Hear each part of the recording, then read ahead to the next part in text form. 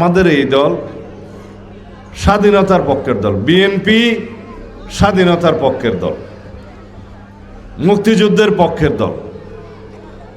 এই দল গণতন্ত্রকে বারবার রক্ষা করেছে, গণতন্ত্র প্রতিষ্ঠা করেছে, বহুদলীয় গণতন্ত্র প্রতিষ্ঠা করার দল, সংসদীয় পদ্ধতির সরকার প্রতিষ্ঠা করার দল বিএনপি, তত্ত্বাবধায়ক সরকার পদ্ধতি প্রতিষ্ঠা করার দল বিএনপি।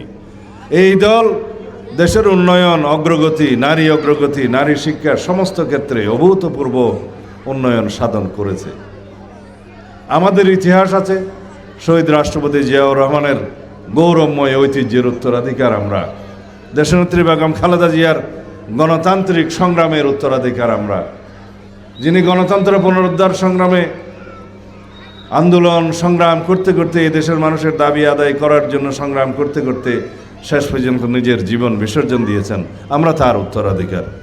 এই দল বাংলাদেশের মানুষকে ধারণ করে, বাংলাদেশের সকল ধর্মের, বর্ণের, জাত পাত, সমস্ত ভাষাভাষী, সমস্ত সংস্কৃতির মানুষকে ধারণ করে, তাদের ভাবনাকে ধারণ করে, তারুণ্যের ভাবনাকে আমরা ধারণ করি।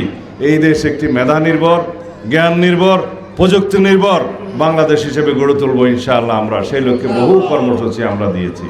সুতরাং আমি আহ্বান জানাই, আগামীতে ইনশাআল্লাহ আগামী 12 তারিখে বাংলাদেশে, সারা দেশে দানের শীষ প্রতীকের সমস্ত প্রার্থীকে জয়যুক্ত করে একটি শক্তিশালী গণতান্ত্রিক রাষ্ট্র নির্মাণে এদেশের জনগণ সহায়তা করবে, সমর্থন দিবে।